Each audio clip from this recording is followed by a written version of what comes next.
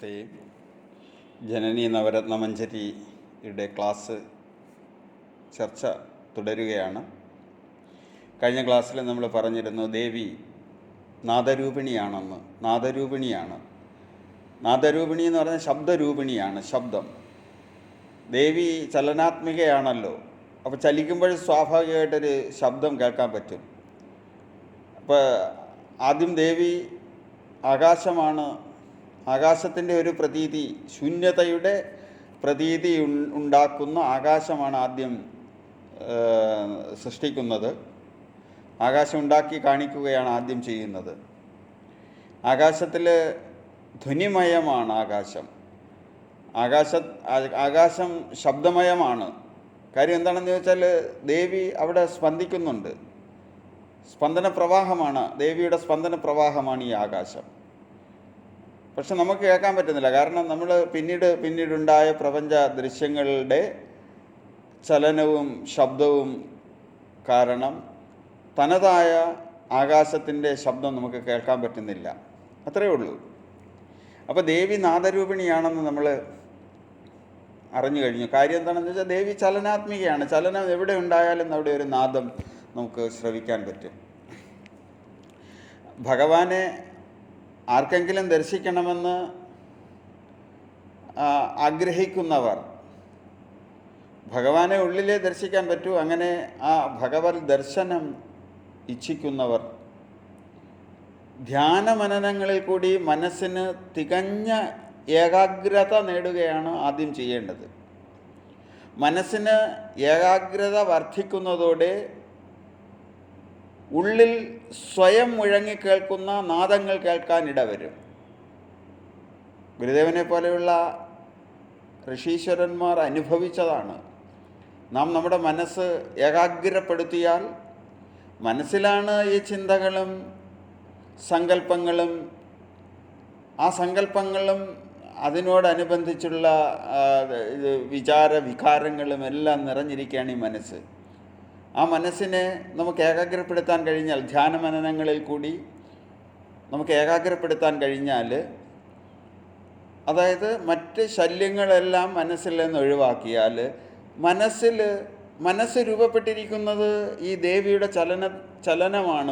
ചലന പ്രവാഹത്തിലൂടെയാണ് മനസ്സ് രൂപപ്പെട്ടിരിക്കുന്നത്. അപ്പോൾ ആ മനസ്സ് ഏകാഗ്രപ്പെട്ട് കഴിഞ്ഞാൽ മനസ്സിലെ സങ്കല്പങ്ങളും ചിന്തകളും വിചാരങ്ങളും അതെല്ലാം ഊർജമാണത്. അതിനെയെല്ലാം നമുക്ക് ഒന്ന് ഒതുക്കാൻ കഴിഞ്ഞാൽ, അടക്കാൻ കഴിഞ്ഞാൽ, മനസ്സിനെ ഒന്ന് അടക്കാൻ കഴിഞ്ഞാൽ, ആ മറ്റ് ശബ്ദങ്ങളൊന്നും ഉള്ളിൽ ഇല്ലാത്ത ഒരവസ്ഥ, മനസ്സ് ശാന്തമാകുന്ന അവസ്ഥയിൽ അവിടെ ആ ദേവിയുടെ ധ്വനി, ആ ദേവിയുടെ ശബ്ദം, ആ ദേവിയുടെ ചലനത്തിൻ്റെ നാദം നമുക്ക് കേൾക്കാൻ പറ്റും. അപ്പോൾ മനസ്സേകാഗ്രപ്പെട്ട് കഴിഞ്ഞാൽ, മനസ്സേകാഗ്രപ്പെട്ടാൽ പിന്നെ മനസ്സിനെ നിർമ്മിച്ചിരിക്കുന്നത് ആരാണെന്ന് ചോദിച്ചാൽ ദേവിയാണ് ഈ മനസ്സിൻ്റെ രൂപം നൽകിയിരിക്കുന്നത്.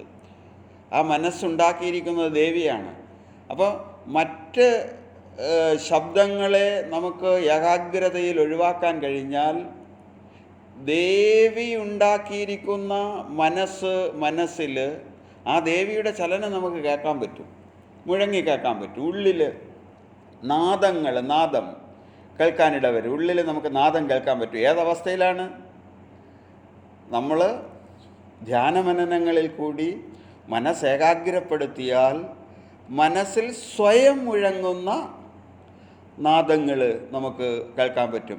ആ നാദത്തെ അനാഹതധ്വനി എന്നാണ് പറയുന്നത്. അനാഹതധ്വനികൾ. അപ്പം ഉള്ളിലൊരു നാദഭൂമി ഉണരും. നാദഭൂമി എന്ന് പറഞ്ഞാൽ നമ്മളിപ്പോൾ ഇവിടെ വെളിയിൽ നമ്മൾ നാദം കേൾക്കുന്നുണ്ട്, ധാരാളം നാദം കേൾക്കുന്നുണ്ട്. അതൊക്കെ മനുഷ്യരുടെ പ്രയത്നം കൊണ്ട് ഉണ്ടാകുന്ന നാദമാണ്, ശബ്ദമാണ് നമ്മൾ കേൾക്കുന്നത്, ധ്വനിയാണ് നമ്മൾ കേൾക്കുന്നത്. ഈ എഫർട്ട് എടുത്തിട്ട് കേൾക്കുന്നതാണ്. അപ്പം നമ്മളുടെ എഫർട്ട് എടുത്തുണ്ടാകുന്ന ധ്വനിയൊക്കെ അടങ്ങിയാൽ ഉള്ളിൽ ഒരു ധ്വനി നമുക്ക് ശ്രവിക്കാൻ പറ്റും. ആ ധ്വനിയെ, ഉള്ളിൽ സ്വയം കേൾക്കുന്ന ആ ധ്വനിയെ അനാഹത ധ്വനി എന്നാണ് പറയുന്നത്. അനാഹതം, ആഹതമല്ലാതെ കേൾക്കുന്ന ധ്വനി. നമ്മളിപ്പോൾ മണി അടിച്ചാൽ അവിടെ ആഹതമാണ്. നമ്മൾ അത് ഒരു പ്രതലത്തിൽ ആ മണി അടിക്കുമ്പോഴാണ്, ആഹതമാക്കുമ്പോഴാണ്, അടിക്കുമ്പോഴാണ് അവിടെ ആ ശബ്ദം കേൾക്കുന്നത്. പക്ഷേ ഈ ആഹതധ്വനി ആഹതധ്വനികളൊന്നുമില്ലാത്ത അവസ്ഥ എന്ന് പറഞ്ഞാൽ മനസ്സ് ശാന്തമാകുന്ന അവസ്ഥയിൽ, മനസ്സിൽ വേറെ ഒരു ചിന്തയുമില്ല, ഒരു ശബ്ദവുമില്ല, എല്ലാം അതാണ് ശാന്തമാകുന്ന അവസ്ഥയിൽ ഉള്ളിൽ അനാഹതധ്വനികൾ കേൾക്കാനിട വരും. അനാഹതധ്വനി എന്ന് പറഞ്ഞാൽ ആഹതമല്ലാതെ കേൾക്കുന്ന ധ്വനി, സ്വയം മുഴങ്ങുന്ന ധ്വനി. അപ്പം നമ്മളാരും ആഹതമാക്കുക എന്ന് പറഞ്ഞാൽ അടിക്കുക എന്നാണ്. അനാഹതമാക്കുക എന്ന് പറഞ്ഞാൽ അടിക്കാതെ, മനസ്സിലായില്ലേ, ശബ്ദമുണ്ടാക്കാതെ തന്നെ. വെളിയിലുള്ള ശബ്ദം എന്ന് പറഞ്ഞാൽ നമ്മൾ ഒരു പ്രതലത്തിൽ അടിക്കണം, അല്ലെങ്കിൽ അങ്ങനെയുള്ള ശബ്ദങ്ങളാണ് ഉണ്ടായിക്കൊണ്ടിരിക്കുന്നത്. അതിനെ ആഹതധ്വനികളെന്നാണ്, ശബ്ദങ്ങളെന്നാണ് പറയുന്നത്. അങ്ങനെ ആരുടെയും എഫർട്ട് ഇല്ലാതെ, ആരുടെയും അതായത് യത്നമില്ലാതെ കേൾക്കുന്ന ധ്വനിയാണ് അനാഹതധ്വനി എന്ന് പറയുക. അത് ഉള്ളിൽ സ്വാഭാവികമായിട്ടുണ്ടാകുന്നതാണ്. ആരുടേതാണ്? ദേവിയുടെ ചലനത്തിൽ നിന്നുണ്ടാകുന്നതാണത്, നമ്മുടെ ഒന്നും എഫർട്ട് കൊണ്ടുണ്ടാകുന്നതല്ല. അപ്പം മനസ്സ് ഏകാഗ്രപ്പെട്ട് കഴിഞ്ഞാൽ ഉള്ളിൽ അനാഹതധ്വനികൾ, അനാഹതധ്വനി എന്നാണ് അതിന് പറയുന്നത് വേദാന്തത്തിൽ. അനാഹതധ്വനികൾ മുഴങ്ങും. നമ്മൾ പുറമേ കേൾക്കുന്നതെല്ലാം ആഹതധ്വനികളാണ്, ആഹതധ്വനികൾ, ആഹത ശബ്ദങ്ങളാണ്. ആഹത അടിച്ചുണ്ടാക്കുന്ന ശബ്ദമാണ്. പ്രതലത്തിൽ രണ്ട് പ്രതലങ്ങൾ കൂട്ടിമുട്ടുമ്പോഴോ അങ്ങനെ ഉണ്ടാക്കുന്ന ധ്വനികളാണ് നമ്മൾ പുറമേ കേൾക്കുന്നത്. പക്ഷെ ഉള്ളിൽ അങ്ങനെ അടിക്കാതെ, ആരുടെയും എഫർട്ട് ഇല്ലാതെ കേൾക്കുന്ന ധ്വനികളെയാണ് അനാഹത ധ്വനികളെന്ന് പറയുക. അനാഹതം ആഹതം, അനാഹതം, ആഹതമല്ലാത്ത ധ്വനികൾ, അത് സ്വാഭാവികമായിട്ടുണ്ടാകുന്നതാണ്, നാം കേൾക്കുന്നു. അത് അനാഹത ധ്വനി എന്ന് പറഞ്ഞാൽ ആരുടെയും യത്നമില്ലാതെ സ്വാഭാവികമായി ഉള്ളിൽ മുഴങ്ങിക്കേൾക്കുന്ന ആ ശബ്ദം എന്നേ അർത്ഥമുള്ളൂ. ആഹതമെന്നാൽ കൂട്ടിമുട്ടൽ എന്നാണ് അർത്ഥം. ആഹതമെന്ന് പറഞ്ഞാൽ കൂട്ടിമുട്ടൽ എന്നാണ്. ആഹതധ്വനി എന്നാൽ കൂട്ടിയടിയിൽ നിന്നുണ്ടാകുന്ന ശബ്ദം എന്നേ അർത്ഥമുള്ളൂ. അപ്പോൾ പ്രപഞ്ചത്തിൽ നാം കേൾക്കുന്ന എല്ലാ ശബ്ദങ്ങളും ആഹതധ്വനികളാണ്. അങ്ങനെയുള്ള ശബ്ദങ്ങളൊന്നും തന്നെ ഉള്ളിൽ പ്രവേശിക്കാതിരുന്നാൽ, ആരുടെയും പ്രയത്നമില്ലാതെ ഉള്ളിൽ ഒരു ശബ്ദം മുഴങ്ങുന്നത് നമുക്ക് കേൾക്കാൻ പറ്റും. അതിനെയാണ് അനാഹതധ്വനി എന്ന് പറയുന്നത്. അതായത് ആഹതമാകാത്ത ധ്വനി. അടിക്കുമ്പോഴാണ് ധ്വനി ഉണ്ടാകുന്നത്. അപ്പോൾ ആഹതമാകാത്ത ധ്വനിയാണ് അനാഹതധ്വനി. ധ്വനി എന്ന് പറഞ്ഞാൽ ശബ്ദം എന്നർത്ഥം. ധ്യാനമനനങ്ങളിൽ കൂടി നമ്മുടെ ചിത്തം ഏകാഗ്രപ്പെട്ടാൽ ഉള്ളിൽ ഒരു ധ്വനി നമുക്ക് കേൾക്കാൻ പറ്റും. ശ്രദ്ധിക്കുക, ഉള്ളിലൊരു ധ്വനി നമുക്ക് കേൾക്കാൻ പറ്റും. വെളിയിൽ നമ്മൾ കേൾക്കുന്നത് പോലെ ആരെങ്കിലും ഉണ്ടാക്കുന്ന ശബ്ദമല്ല അത്. ആരുടെയും യത്നമില്ലാതെ ഉള്ളിൽ ഒരു ധ്വനി കേൾക്കാൻ ഇടവരും. ആ നാദത്തെ, ആ ധ്വനിയെ, ആ ശബ്ദത്തെ, ആ ശബ്ദത്തെയാണ് അനാഹതധ്വനി എന്ന് പറയുക. ആ അനാഹതധ്വനി, ആ ശബ്ദം ദേവിയുടേതാണ്.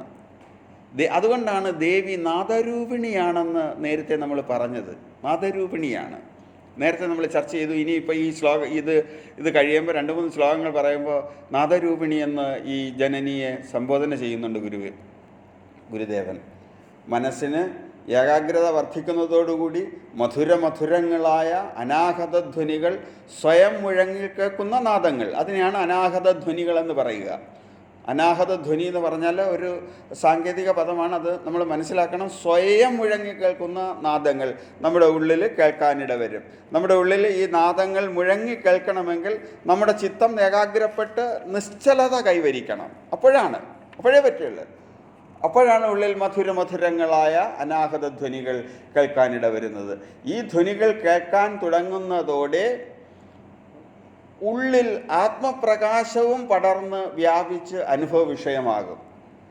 യോഗിയുടെ അനുഭവമാണ് ഈ പറയുന്നത്. നമ്മൾ മനസ്സേകാഗ്രപ്പെട്ട് കഴിഞ്ഞാൽ ഉള്ളിൽ മനസ്സ് ഏകാഗ്രപ്പെട്ട് കഴിഞ്ഞാൽ ധ്യാനമനനങ്ങളിലൂടെ സങ്കല്പ നിരോധനം, ചിന്തകളെല്ലാം നിരോധിച്ച് കഴിഞ്ഞാൽ ഉള്ളിൽ ആരുടെയും എഫർട്ടില്ലാതെ, യത്നമില്ലാതെ നമ്മൾക്ക് ആ ദേവിയുടെ മധുരങ്ങളായ ധ്വനികൾ കേൾക്കാൻ പറ്റും.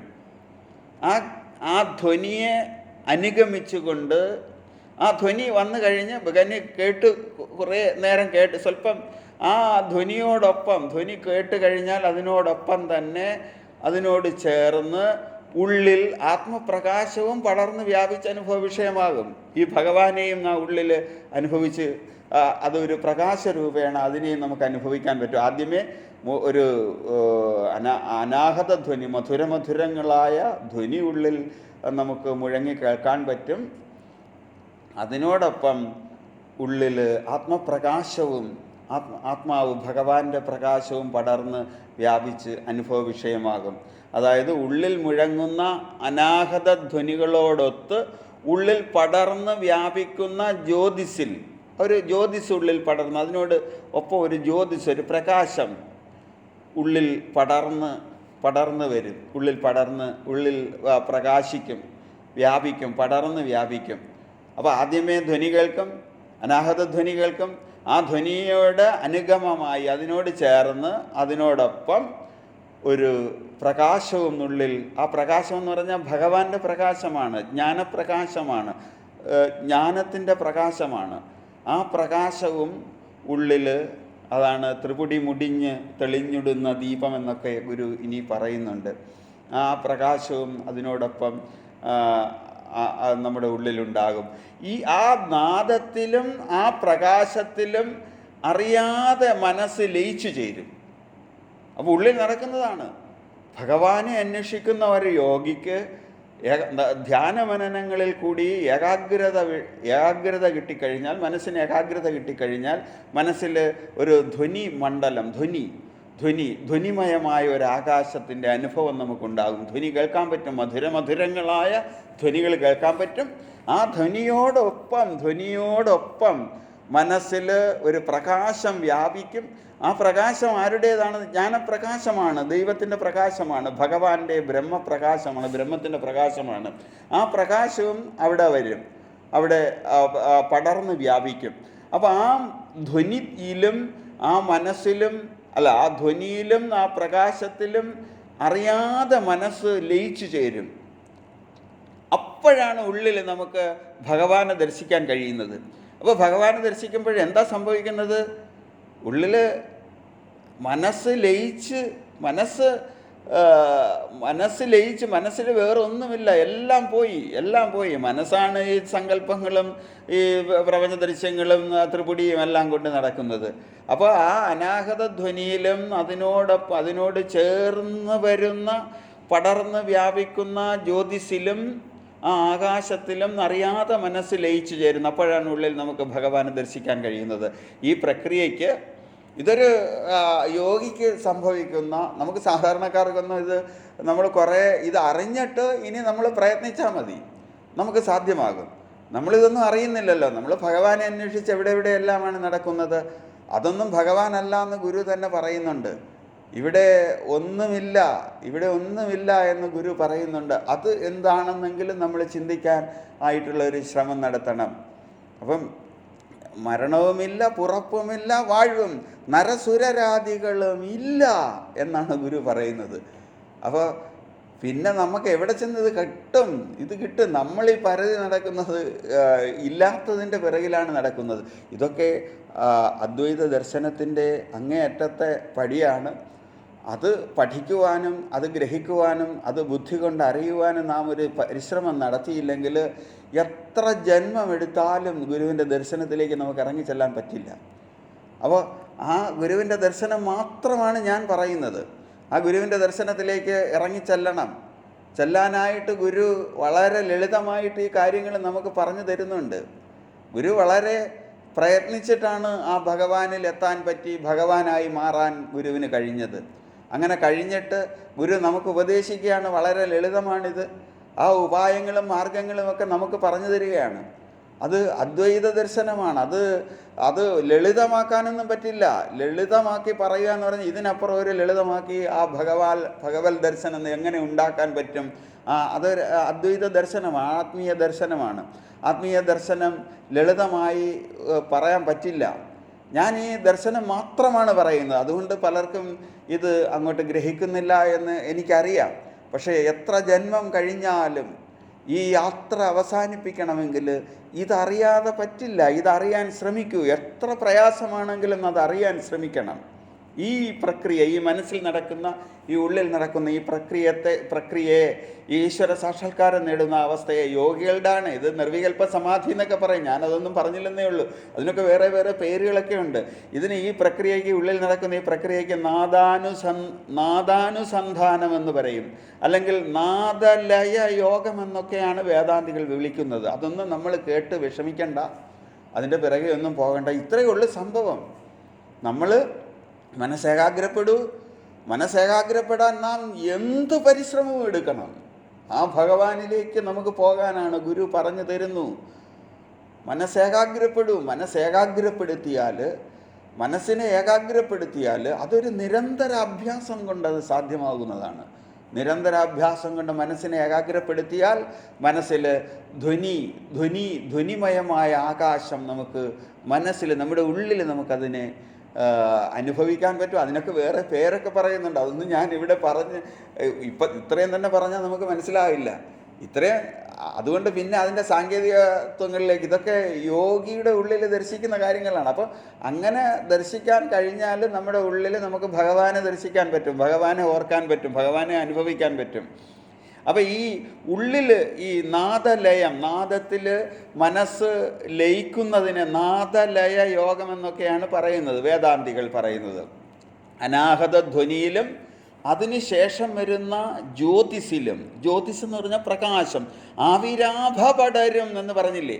അപ്പോൾ ആ ജ്യോതിസിലും ലയിക്കുന്ന ചിത്തം ജഗത്തിൻ്റെ മുഴുവൻ കാരണമായ പരമാത്മാവിനെ, അല്ലെങ്കിൽ ഭഗവാനെ, അല്ലെങ്കിൽ ഈ ഈശ്വരനെ, ഈ ദൈവത്തെ, ഈശ്വരനെ,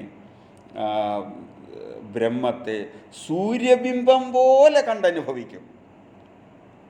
അപ്പം ഭഗവാനെ കണ്ടനുഭവിക്കുന്നത് എപ്പോഴാണ്?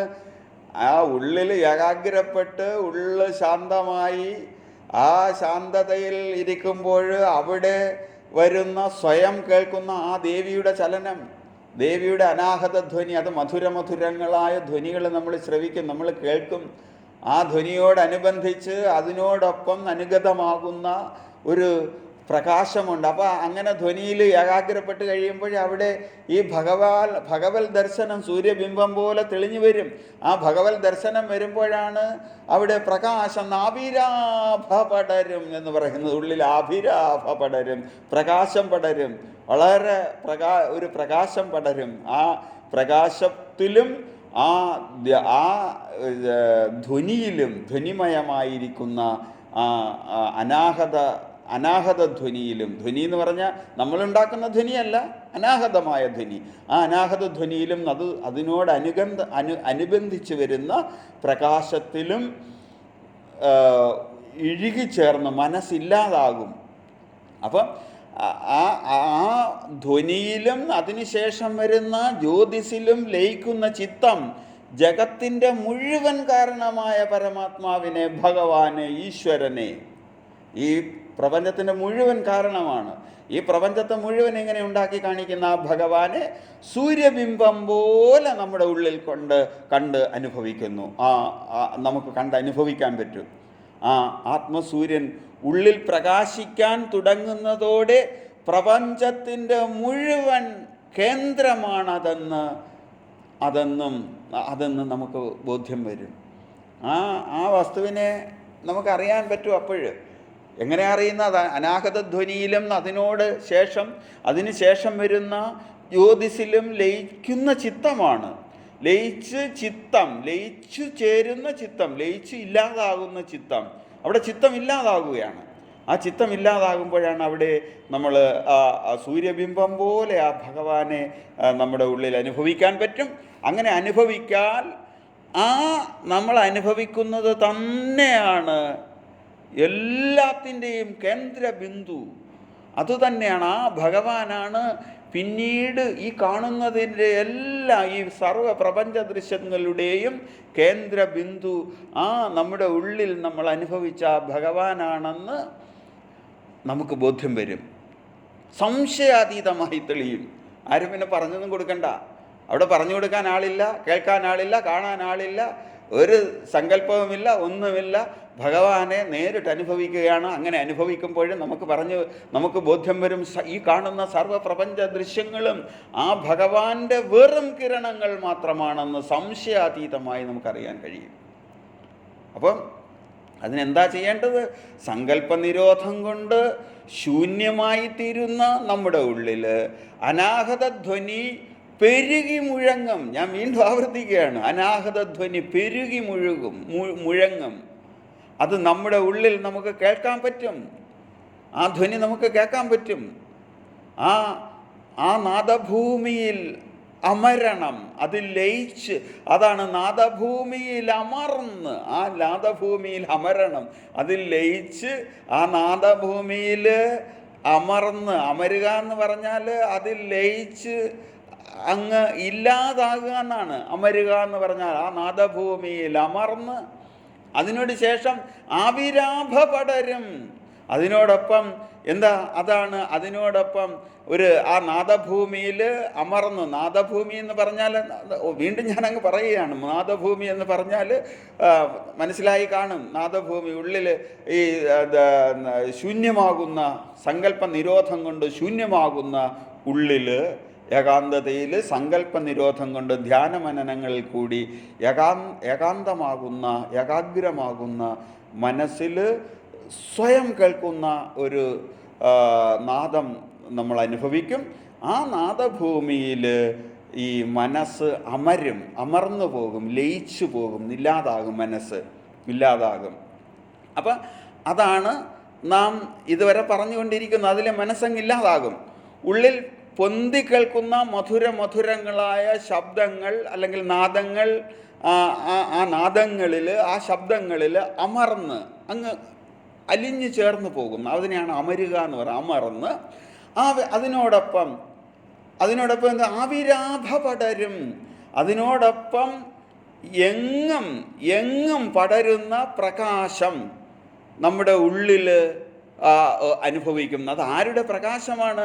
ആ ചിന്നാഭിയിൽ നിന്നാണ്. ചിന്നാഭി, ചിത്ത് നാഭി ആണ് ചിന്നാഭി. നാഭി, ചിത്തെന്ന് പറഞ്ഞാൽ ഭഗവാന്റെ ഒരു പേരാണ് ഈ ചിത്ത്. നമ്മൾ നേരത്തെ പല പ്രാവശ്യം പറഞ്ഞിട്ടുണ്ട്. സത്ത്, ചിത്ത്, ആനന്ദം എന്നൊക്കെ പറഞ്ഞാൽ ഭഗവാന്റെ പേരാണ്.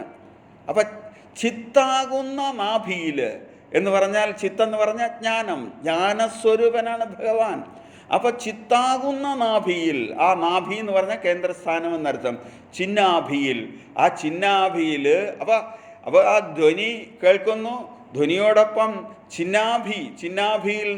ചിന്നാഭിയിൽ ആ ഭഗവാനിൽ നിന്ന് പ്രകാശം പടർക്കുന്ന ആവിരാഭ പടരും ചിന്നാഭിയിൽ. ആ ചിന്നാഭിയിൽ നിന്ന് ആവിരാഭ പടരുന്നുണ്ട്. എങ്ങും പടരുന്ന പ്രകാശം, ഉള്ളിലൊരു പ്രകാശം കൊണ്ടങ്ങ് നിറയും. അപ്പോൾ ശബ്ദം കേൾക്കും, നാദം കേൾക്കും. ആ നാദത്തിലും ആ പ്രകാശത്തിലും നമ്മുടെ മനസ്സ് ലയിച്ച് ഇല്ലാതാകുന്നു. അവിടെ അങ്ങനെ ഇല്ലാതായാലോ ഈ അറിവാകുന്ന ആ കേന്ദ്ര തത്വത്തിൽ പിന്നെ ത്രിപിടി കാണില്ല. ത്രിപിടി പ്രപഞ്ചാനുഭവം, അറിയുന്നവനും അറിയപ്പെടുന്ന വസ്തുവും അറിവും ഇല്ലാതാകുന്നു. അത് കൂട്ടിച്ചേർന്നുള്ള പ്രപഞ്ചാനുഭവം ഇല്ലാതാകുന്നു. അതിനാണ് അറുംപടി കലർന്ന് അതിനകത്ത് അസ്തമിക്കും. അതിനകത്ത് നശിച്ചു പോകത്തകവണ്ണം അലിഞ്ഞു ചേർന്ന് എന്നാണ് അറുംപടി കലർന്ന് എന്ന് പറഞ്ഞാൽ അർത്ഥം. അപ്പം ത്രിപുടി മുടിഞ്ഞു പോകുമെന്നർത്ഥം. ത്രിപുടി മുടിയുന്നത് എങ്ങനെയാണെന്ന് ചോദിച്ചാൽ നമുക്കിപ്പം മനസ്സിലായി. പ്രപഞ്ചാനുഭവമാണ് ഈ ത്രിപുടി. ആ ത്രിപുടി മുടിഞ്ഞു പോകും. ഏതിലൊക്കെയാണ്? ആ നാദഭൂമിയിലും തദനുഗതമായി വരുന്ന, തദനുഗതമായി വരുന്ന, തദനുഗതമായി വരുന്ന ജ്യോതിസിലും ലയിക്കുന്ന ചിത്തം ആ ചിത്തം അങ്ങനെ ലയിച്ച് കഴിയുമ്പോൾ അവിടെ ത്രിപുടി മുടിയുന്നു. ത്രിപുടി മുടിഞ്ഞ് ഇല്ലാതാകും. ത്രിപുടി അറുംപടി കലർന്ന്, അറുംപടി അതിനകത്ത് കലർന്നു എന്ന് പറഞ്ഞാൽ മുടിഞ്ഞു പോകുമെന്ന്, അതിനകത്ത് ഇല്ലാതാകും, ലയിച്ചില്ലാതാകും അവിടെ പൊന്തി വരുന്ന ഭഗവാനെ. അപ്പോൾ അങ്ങനെയുള്ള അവസ്ഥയിലാണ് ഭഗവാൻ അവിടെ സൂര്യബിംബം പോലെ വ്യക്തമായി കണ്ടനുഭവിക്കാൻ നമുക്ക് പറ്റുന്നത്.